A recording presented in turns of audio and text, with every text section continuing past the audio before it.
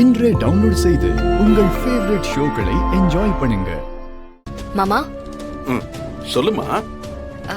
இல்ல அந்த கடையில எல்லாம் எனக்கு தெரியுமா, யாரும் எனக்கு சொல்ல தேவையில்லை. இல்ல மாமா, இதுக்கு முன்னாடி வேற வழி இல்ல. அந்த கடையும் நம்ம கையில இல்ல. இங்க இருந்தீங்க, இப்பதான் அந்த கடையை மீட்டுட்டோம்ல. நீங்க அங்க போயிருங்க மாமா. எவ்வளவு நாள் ஆச்சு நீங்க அந்த கடையில கம்பீரமா உட்காந்து. அதுதான் மாமா பார்க்கவும் ரொம்ப அழகா இருக்கும். ஏன் இப்படி உட்கார்ந்தா அழகா இல்லையா? அப்படி இல்ல மாமா.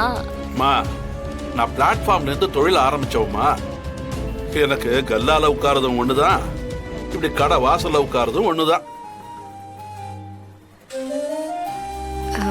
இல்ல மாமா, அந்த கடை. என்ன நீ அந்த கடை இந்த கடைன்னுட்டு? இது என் கடை இல்லையா? ஐயோ மாமா, இது உங்க கடை தான்.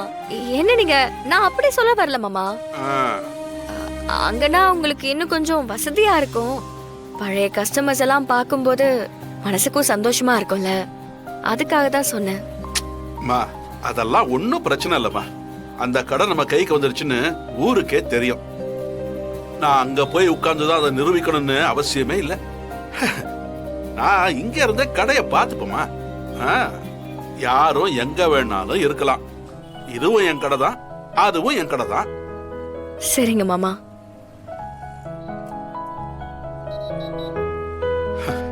அம்மா, நாம பிரிஞ்சில்ல ஒன்னாதான் இருக்கிறோம்னு ஊருக்கு தெரியணும்.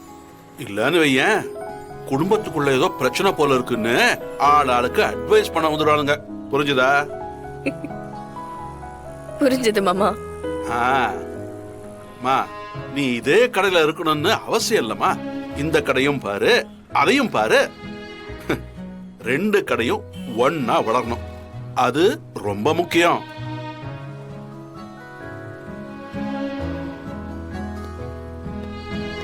ஐயா, எப்படி இருக்கீங்க? நல்லா இருக்கேன் குரு, நீ எப்படி இருக்க? நல்லா இருக்கேன்யா. தங்கச்சி கல்யாணம் வச்சிருக்கேன், துணி எடுக்கலான்னு வந்தேன். நீங்க என்ன மறுபடியும் இங்க வந்து உட்காந்துட்டீங்க?